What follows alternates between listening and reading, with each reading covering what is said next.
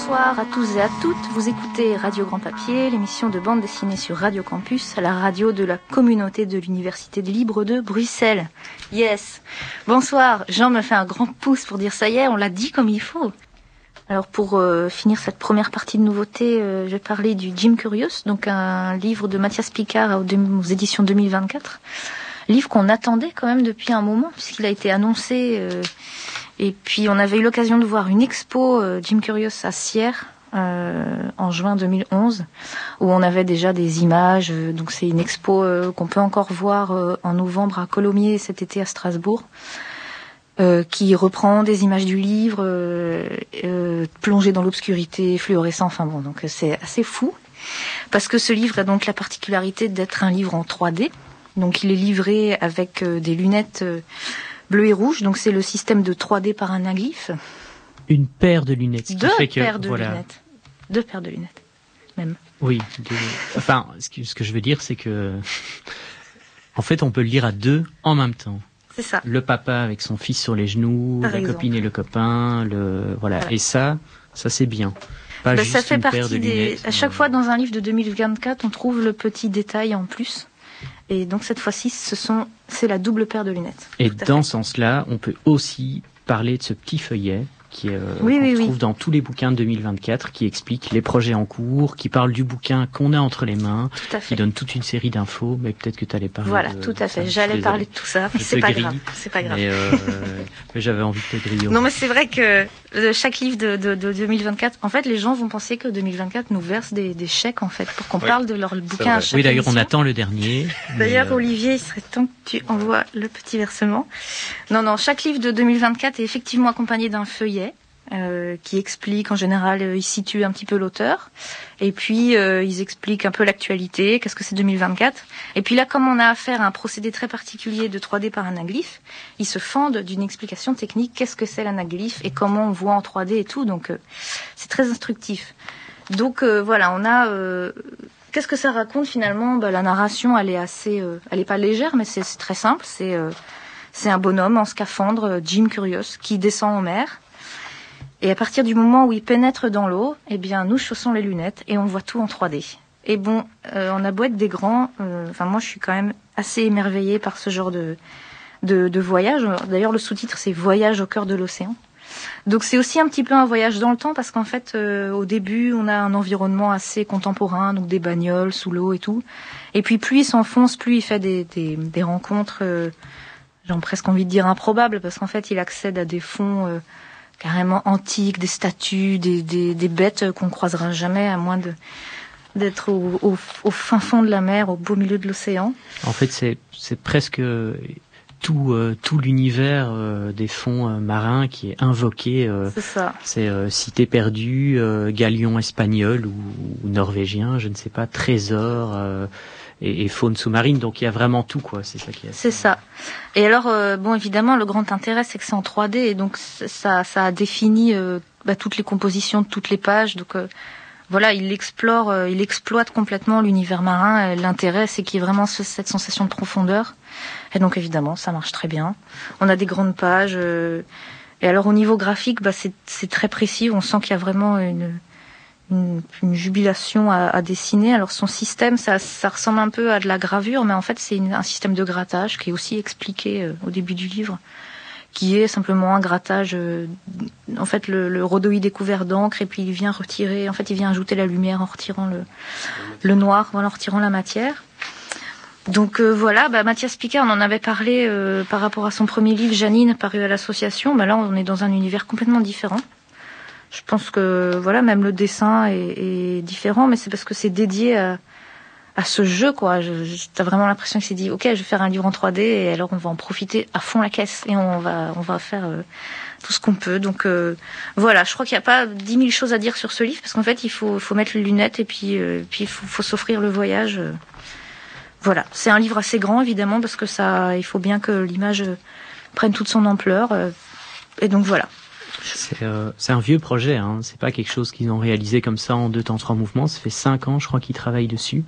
Ils ont, Mathias Picard a testé plusieurs techniques, etc. À Sierre, en fait, c'était déjà un peu de l'expérimentation pour voir ce que ça pouvait donner. Mais donc il y a cet aspect-là. Et l'autre aspect, moi, que je retiens de ce livre, c'est que moi, je l'ai lu tout seul dans mon lit un matin, et une grande sensation de bonheur m'a envahi, parce que je trouve que... Alors, Nicolas, qui fait de la plongée sous-marine, nous en parlera mieux que moi, mais j'avais l'impression soit d'être vraiment avec Jim Curious sous l'eau, et d'avoir beaucoup de bonheur à découvrir tout ce qu'on trouvait, soit d'être dans le liquide amniotique du ventre de ma maman. Ça y est. Et de vraiment ressentir beaucoup de sérénité, un sentiment profond comme ça de bonheur, de quiétude. Et donc moi, c'est ce qui m'a le plus marqué dans ce bouquin, hormis le fait que c'est très intéressant, c'est très beau, c'est que c'est aussi un bouquin qui rend heureux, qui rend profondément donc voilà, à lire avec d'autres gens. Et c'est pour ça, du coup, je reviens sur les 2 paires, la double paire, les 2 paires, je sais pas, les 4 paires, les 2 paires de lunettes qu'il y a dedans. Ben, c'est d'autant plus chouette de pouvoir le lire avec quelqu'un d'autre.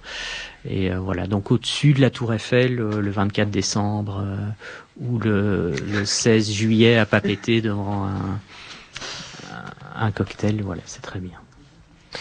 Oui, je suis entièrement d'accord avec la référence que faisait Philippe par rapport au liquide amniotique, puisque c'est le sentiment qu'on ressent quand on fait de la plongée sous-marine, c'est-à-dire de ce flottement total, qui est une des raisons la raison pour laquelle plein de gens font de la plongée sous-marine, en dehors de voir des choses absolument incroyables, c'est ce sentiment de bien-être qui est effectivement, je dois dire, est vraiment réussi dans ce bouquin, puisqu'on a effectivement le sentiment de flottement. Alors j'ai essayé avec mes filles qui sont passées au magasin, elles essayaient d'attraper les poissons avec leurs mains, parce que cette 3D est tellement incroyable. Il y a une profondeur qui est assez dingue. On est vraiment entouré par cette image.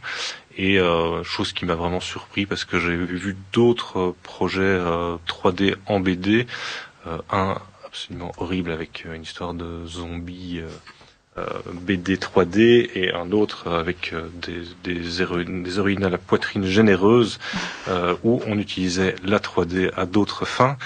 Et donc là, j'étais surpris, parce que c'était le projet qui était le plus percutant au point de vue de la profondeur de champ. Chose que je ne comprenais pas jusqu'au moment où, lors d'une conversation sur Facebook, entre différents auteurs, Benjamin Lacombe, illustrateur très renommé, avait expliqué que c'était parce que c'était du noir et blanc. Et donc je lui ai demandé plus d'informations, et effectivement il m'a expliqué que l'idée géniale de Mathias Picard, c'était de faire du noir et blanc, parce que les lunettes, effectivement, sont en rouge et vert, que quand il y a de la couleur, en fait, ça parasite, et ça fait que l'effet serait moins profond, parce que la couleur aurait parasité, aurait affaibli cet effet de profondeur, et que d'utiliser du noir et blanc avec ces lunettes fait qu'on ne perd rien.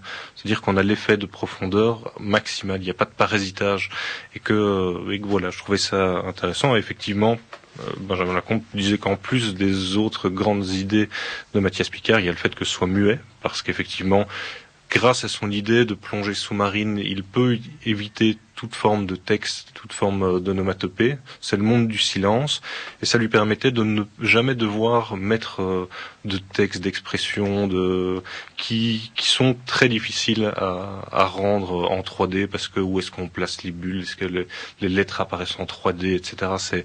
C'est vraiment quelque chose qui parasiterait la lecture, et donc son idée de plongée lui permet d'en plus d'éviter ça. Et donc voilà, c'est assez...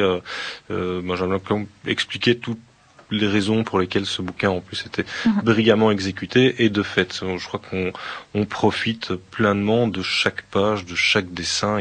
On est dedans, et c'est je dirais virtuose, parce que voilà, c'est assez brillant. Et voilà, en tant que plongeur, je trouve qu'on vit cette plongée sous-marine sauf la couleur, qui est effectivement une des choses les plus incroyables à vivre en plongée sous-marine, c'est de voir les couleurs qu'il y a sous l'eau, mais voilà, en dehors de ça, c'est vraiment brillant.